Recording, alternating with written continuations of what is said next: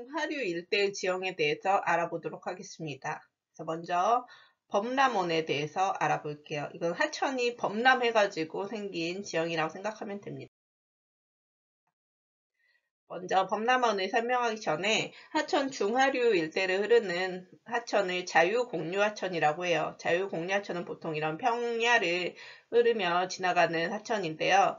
이렇게 공격사면이 있고 태적사면입니다. 유속이 더 빠른 바깥쪽, 이쪽은 공격사면이라고 하는데, 이 공격사면은 자유공유하천이 계속 흐르다 보면 더 깊게 옆을 파면서 흐르게 됩니다. 그래서 이런 식으로 시간이 지날수록 옆을 파면서 침식되는 것을 측방침식이라고 하거든요. 옆을 계속 파면서 흘러요. 그래서 측방침식이 활발히 진행되면서 공유도가 훨씬 더 이렇게 커진다라고 생각하면 되고, 공유도가 계속 커지면서 심지어 어떻게 해도 되냐, 이런 식으로 이 두 곳이 공유도가 커지다 보면 붙어버리게 되는 거예요.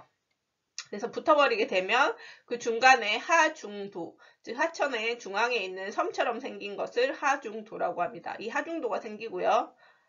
더 시간이 지나면 이렇게 그래서 이런 식으로 생기고, 기존 유로의 유량이 감소한다. 이게 무슨 말이냐면 계속 공유하다 보면은 이런 식으로 기존에 흘렀던 곳이 떨어져 나가 버리는 거예요. 그래서 떨어져 나가는데 이 고리 모양의 떨어져 나간 곳을 소뿔 같다고 해가지고 우가코라고 해요. 여기는 이제 호수처럼 따로 떨어져 나가 버린 거죠. 근데 여기 같은 경우에는 더 시간이 지나면 어떻게 될까요? 물을 공급할 수 있는 곳이 없죠. 호수처럼 변해버렸다 보니까. 그래서 나중에는 구하도, 옛구 하천이요. 예전에 하천이 흐르던 길도를 쓰거든요. 예전에 하천이 흐르던 길인 구하도로 변하게 됩니다. 우가코는. 그래서 이런 자유공유에서 하천에서 볼 수 있는 지형 형태를 설명했고요. 그래서 자유공유 하천과 가미공유 하천은 오른쪽에 있는 이런 지도들 통해서도 알 수가 있어야 되는 게, 잠시만요. 이런 식으로 가미공유하천은 중상류에서 나타난다고 했죠. 등고선이 좁다 그러면은 주변이 산지라고 했죠. 그래서 알 수 있고, 자유공유하천은 주변에 뭐 이런 다음에도 배우겠지만 밭이 있고 뭐 이러면서 평야를 지나고 있다 그러면 자유공유 이렇게 인식하면 됩니다. 다시 한번 보면은 이렇게 자유공유하다가 더 공유도가 커지면 여기가 만나버린다고, 이렇게 커지면 이런 식으로 만나버려요. 그러다 보니까 이렇게 생기고, 여기가 바로 하중도라고 했고, 더 시간이 지나면 여기가 더 끊겨버렸다고 했죠. 그럼 우가코가 되고, 이 우가코도 나중에 말라버리면 구하도가 된다. 네, 이제 범람원에 대해서 배워보도록 하겠습니다. 우리가 홍수가 났어요. 그럼 홍수 났을 때 하천 색깔이 어떻죠? 약간 황토색이죠. 즉 하천은 흐르면서 뭐 이런 흙을 같이 동반해서 흐른다는 것을 또 알 수가 있어요. 근데 홍수가 나면 어떻게 될까요? 하천물이 갑자기 불어나는 거니까 하천 주변으로 넘치게 되는 겁니다. 물이 넘쳐요. 그러면 물이 넘칠 때 뭐도 같이 물만 넘치는 게 아니고 여기 있던 흙들도 같이 넘치게 되겠죠. 그래서 하천 주변에 흙들이 쌓이게 됩니다. 이렇게 하천이 특히 홍수 때 범람에서 만들어지는 지형을 우리가 범람원이라고 하는데, 한번 생각을 해봅시다. 우선 이 범람을 하면 주변에 흙이 쌓이기 때문에 이런 식으로 흙들이 쌓여요. 그래서 이렇게 우리가 뚝을 제방이라고 하는데, 뚝처럼 이게 흙들이 쌓인다라고 생각을 하면 돼요. 하천이 있으면 그 주변으로 이렇게 뚝이 쌓인 다음에 이렇게 평탄해지는 거지. 이렇게 주변에 이렇게 뚝이 생기고, 이 생긴 뚝을 자연제방이라고 하고, 이렇게 하천이 범람해서 이렇게 흙이 하천 제방위도 쌓이지만 뒤쪽까지도 이렇게 물이 넘치면서 쌓이게 되는 거예요. 이 뒤쪽을 배후습지라고 합니다. 그러면 자연제방과 배후습지는 어떤 차이가 있냐? 우리가 하천물이 범람했을 때 제일 먼저 쌓이는 것은 무거운 흙이 쌓이게 되는 거예요. 그래서 이쪽에 쌓이는 흙들이 모래들이 쌓입니다. 그리고 뒤로 갈수록 앞쪽에서 무거운 모래들이 다 쌓였으니까 뒤쪽에는 더 가벼운 이런 점토들이 쌓이게 된다라고 이해는 하면 돼요.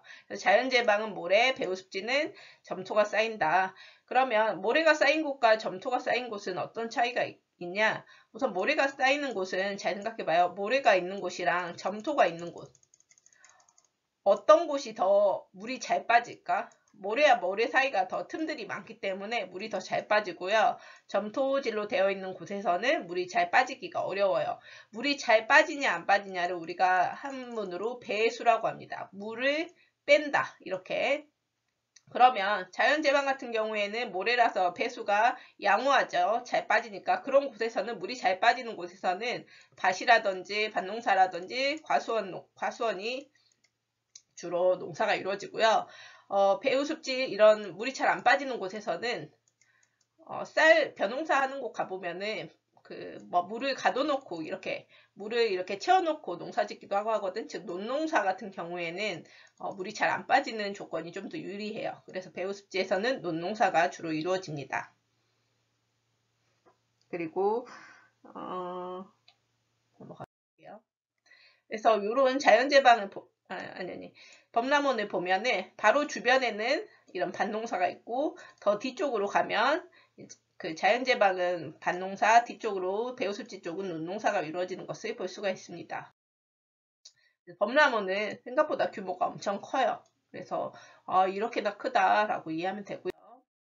하지만 이제 하구 쪽, 이제 하류, 이제 바다와 만나는 거의 이쪽에는 삼각주라고 해서 삼각형 모양으로 이렇게 퇴적물이 쌓인다.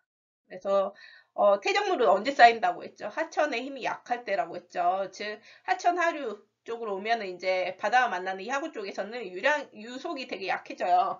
그러다 보니까 유속이 감소하다 보니까 힘이 약해지는 거죠. 그래서 이렇게 흘러오면서 가지고 있던 흙들을 쌓게 되는 겁니다. 그래서 이런 식으로 쌓게 돼서 이 지형을 삼각주라고 한다. 그래서 우리나라의 대표적인 삼각주는 낙동강에 있는 삼각주예요. 이렇게 하류 쪽에서 이렇게 노란색으로 쌓여 있는 것들 있죠. 이것들이 다 삼각주라고 보면 되겠습니다. 근데 삼각주 발달 조건은 하천에서 공급하는 토사의 양이 우선 많아야겠죠. 그래야지 쌓을 수가 있는 건데 더 중요한 거는 쌓아놨어도 바닷물이 쌀물이 심해가지고 쌓아놓은 것을 다 이 쌓아놓은 것을 바다로 가져가면 그것도 문제잖아. 그래서 삼각주는 쌀물을 조류라고 하거든요. 조류에 의해서 제거되는 토양의 양보다 하천이 공급하는 토양의 양이 훨씬 더 많아야 된다. 그렇게 이해하면 되겠습니다. 그래서 쌀물의 차이가 너무 큰 곳은 또 삼각주가 잘 만들어지지가 않아요. 쌀물, 즉 조류의 힘이 어느 정도 너무 강하면 안 된다. 그래서 여기까지 했고 이것만 하나 언급하고 나머지 다 설명해서요. 원래는 자유롭게 이렇게 공유하는 곳인데 지금 요즘에는 직강공사, 이 자유롭게 공유하는 하천은 직선으로 만들어버리는 거예요. 왜 그럴까?